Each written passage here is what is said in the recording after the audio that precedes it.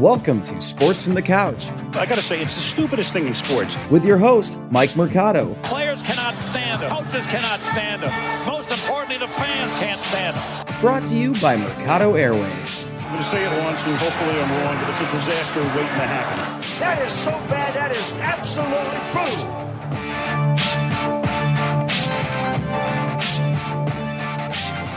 Welcome in, friends, to another edition of Sports from the Couch here on Mercado Airwaves. I'm your host, Mike Mercado. I want to thank you so much for making us a part of your day. Before we get to today's subjects, let's take care of some housekeeping notes. Follow me on Twitter at Mike M Media. You can follow the network on Twitter at Mercado Airwaves. I'm on Instagram at Mike Mercado Media. And of course, if you want to be interactive with the show, we're at Couch Sports Talk. Become a producer of the show on patreon.com/Mercado Airwaves. There you can hear our interviews ad-free and before anybody else with athletes and celebrities. That's patreon.com/Mercado Airwaves. And we have swag. You can support us by wearing some nice, cool clothing. Teespring.com/Mercado Airwaves. All right, friends. So we start off with some interesting news in Major League Baseball. So obviously some crazy times. We're all living through it. We're all trying to do our part. Well, the St. Louis Cardinals can't seem to get out of their own way. This comes to us from ESPN. It was reported at 4:21 p.m. It is currently 5 o'clock p.m. here in the beautiful city of Chicago. Cardinals returning Saturday with doubleheader at White Sox as they postpone their game from Friday. The St. Louis Cardinals, who have not played since July 30th and have had 10 players and 8 staff members test positive for the coronavirus, will return to action Saturday with a doubleheader in Chicago against the White Sox, a source told ESPN's Jesse Rogers. As a precaution, the team is asking all players to drive rental cars individually from St. Louis to Chicago. The news came after a source told ESPN's Buster Olney that another Cardinals staffer had tested positive for COVID-19. Before the most recent positive test, the Cardinals had 2 straight days of negative test results.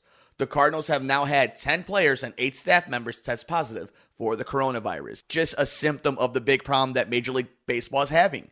They aren't in a bubble, and guys aren't taking this seriously. You know, you have Mike Clevinger over with Cleveland is going to dinner with Plesac, and then they're not telling people. Plesac got suspended. Clevinger finally says, "Oh, I was with them too." In Chicago. And then if you're the White Sox, do you want any part of this series against the Cardinals? The Cubs responded and beat up on Cleveland this past few days, but they were off. And that's the thing that's really upsetting about Major League Baseball setting up these organizations to not succeed. Teams will not play because one decision's being made by an individual, even if it wasn't with malicious intent. Mistakes happen. Accidents happen. And if right now, and it's not all around the league, there's obviously, it's more often than not that it's not the case. And these being isolated situations, but they put the rest in the league in danger. And now you're hearing these reports from Jeff Passan that they're thinking about doing a bubble come playoff time. It's the only way this works. The NBA has found a way to make it work. The NHL is going to find a way to make this work. They're going to crown champions because they're in a bubble/campus. So what do you do now, though? Let's say some more bad tests come out. Let's say later on today. Let's say by 9 p.m. on Thursday, we find out there's more positive tests from the Cardinals. So now the White Sox aren't going to be able to play this whole weekend. They're trying to make a playoff push. Baseball put themselves in this position.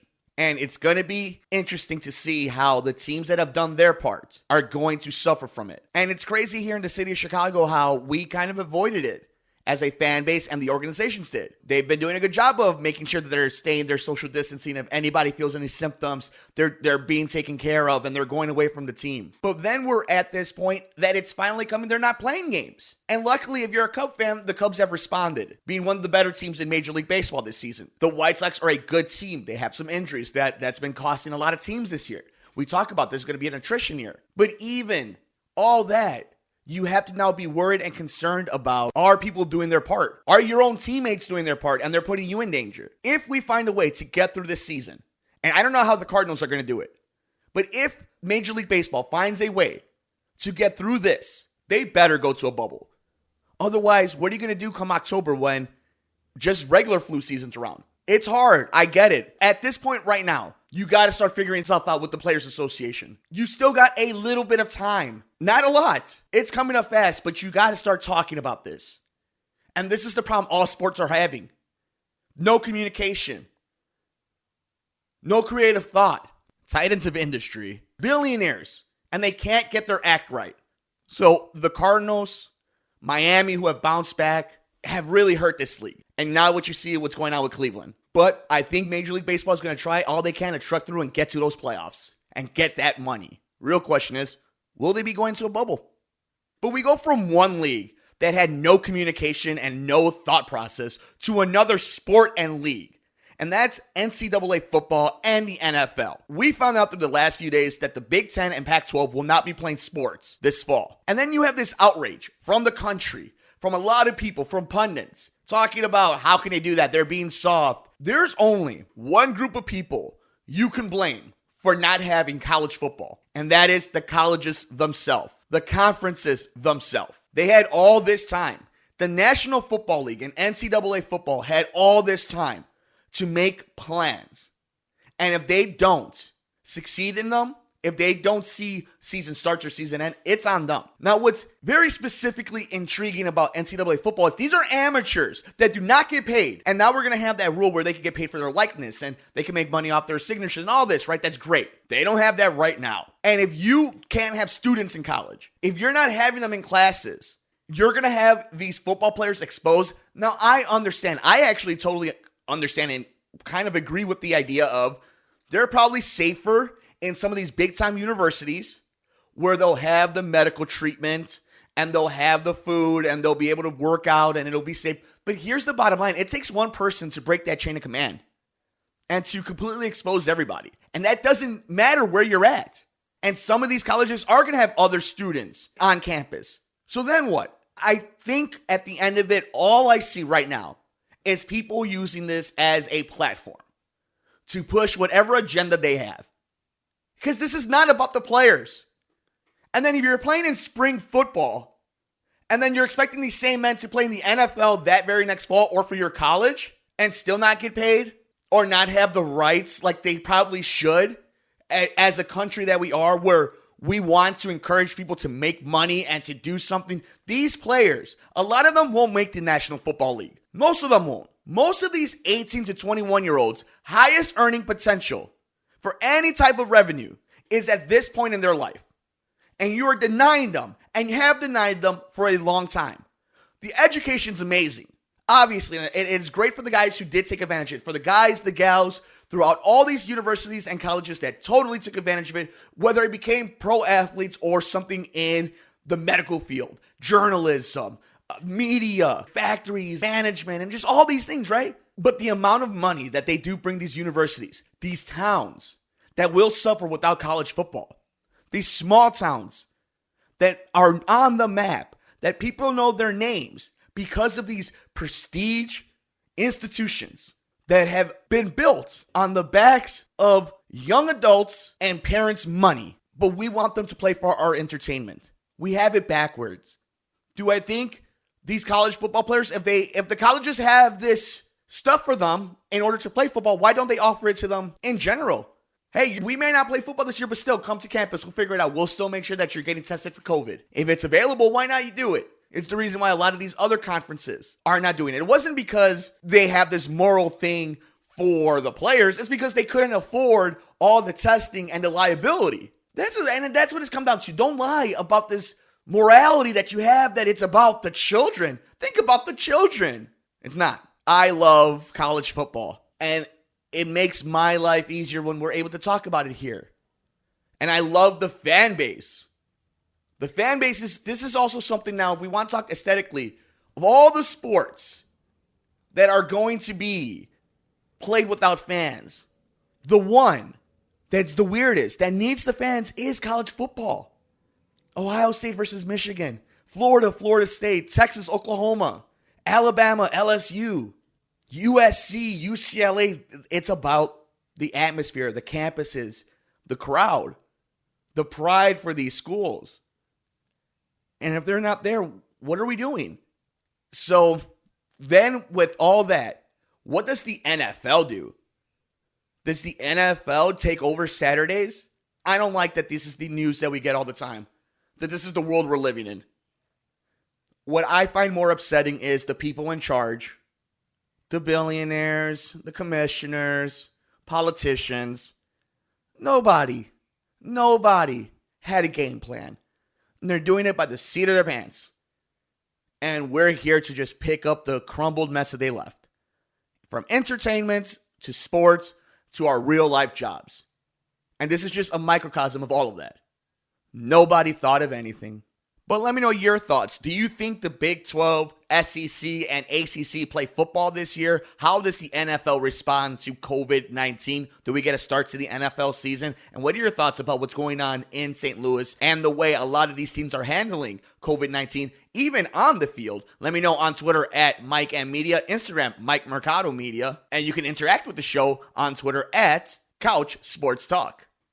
Let's get a little lighthearted, friends. It is UFC 252. Daniel Cormier goes after Stipe Miocic's heavyweight championship. UFC 252 this Saturday, August 15th, live on ESPN's pay-per-view from the UFC Apex Center. We have a smaller octagon cage, 25 feet, compared to the normal 30 feet. We also have Sean O'Malley taking on Marlon Vera, Junior Dos Santos versus Rosenstruck, and we even have a John Dodson appearance on this card. We'll go ahead and make our predictions in a little bit, but I want to talk about this main event and this co-main event really fast. First, we have Stipe versus DC. Arguably, this is for best heavyweight, greatest heavyweight, the GOATs of all time. The conversation really becomes resumes. If Stipe wins, I think it's hands down he's the GOAT in the heavyweight division. For DC, it's a little bit more arguable just because the resume isn't there.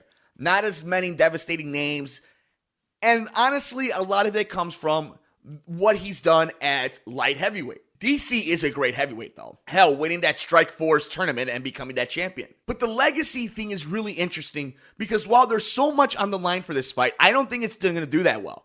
I don't think it's going to have a lot of buyouts, and I can't explain why. I think Stipe should be a beloved figure in this sport. He's a firefighter, for God's sake. Then you have DC, Olympian, All-American guy, and nothing. I don't know why. I don't know why people don't click with these two.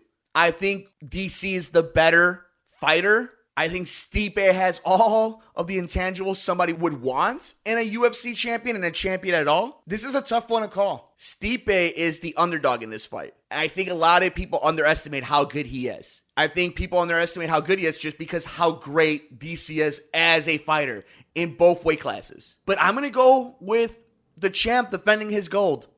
I think Stipe wins this fight. I think he just has DC figured out. And I think he cements himself as the greatest heavyweight of all time. And I think DC goes to the sunset and becomes one of the greatest analysts of all time, play-by-play guys of all time.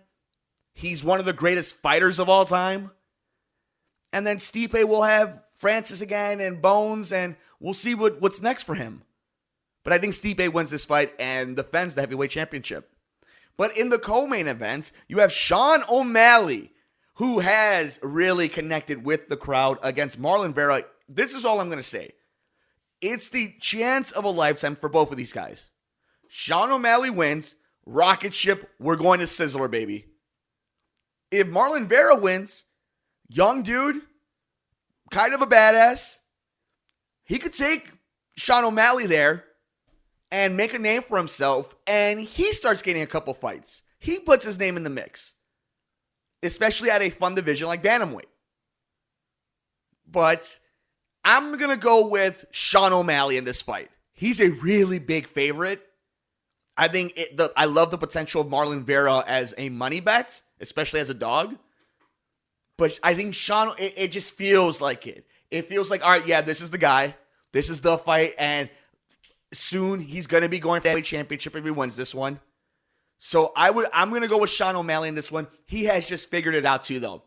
He has figured out what it is for the 20-something-year-olds, and people are excited to watch him fight. And he backs it up. So if he wins this fight, it's the rocket ship, man. Mount Everest is the limit for that kid. So I'll go with Sean O'Malley on that one. A really fun fight, Junior Dos Santos versus Rosenstruck. I think JDS, one of the more underrated heavyweights of all time.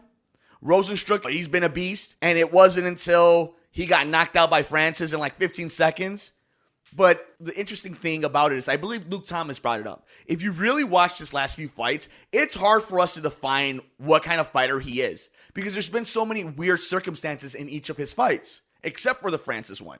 So I am going to go with what's proven, and that's Junior Dos Santos. Because I think he's just kind of figured out the body weights at his age and what he can and can't do. And you're one mistake away with JDS from getting knocked out. So I'll go JDS in this fight. We have Herbert Burns versus Daniel Pineda. I'm going to go Herbert Burns. Again, somebody who, if he wins this one, it's on to Sizzler. The Burns brothers are absolutely killers. So that's going to be an interesting one to see how that one plays out. John Dodson versus Mirab Davashil. I'm going to go John Dodson in this one. He's a little bit older. I think he has more crack in his gloves. You know, like those fists could just really end that fight. You know, what's interesting about Mirab is he's going to take Dodson down. It's one of the things he's known for, you know. But it's what you do when you're down there, especially with somebody like John Dodson in bantamweights. So I'm going to go with John Dodson in that fight. So that's it. At UFC 252, I'm going with John Dodson over Mirab Davashil. I'm going to go with Herbert Burns over Daniel Pineda. I'm going to go with Junior Dos Santos over Rosenstruck. I have Sean O'Malley beating Marlon Vera.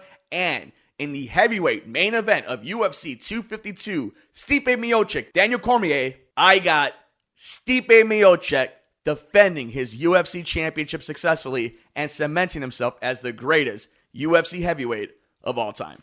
But let me know your picks over on Twitter at Mike M Media and on Couch Sports Talk. We're also on Instagram at Mike Mercado Media. That'll do it for us, though, here on Sports from the Couch on Mercado Airwaves. Thank you so much for making us a part of your day. Don't forget, you can follow us on Twitter at Mike M Media, Instagram, Mike Mercado Media. The show's on Twitter at Couch Sports Talk. Become a producer at patreon.com/Mercado Airwaves. There you can hear our interviews ad-free and before anybody else with athletes and celebrities at patreon.com/Mercado Airwaves. We have swag. You can rep us wherever you go. Visit us at teespring.com/Mercado Airwaves. Enjoy the games. Take care of each other. We will see you next time here on Sports from the Couch on Mercado Airwaves. I'm Mike Mercado.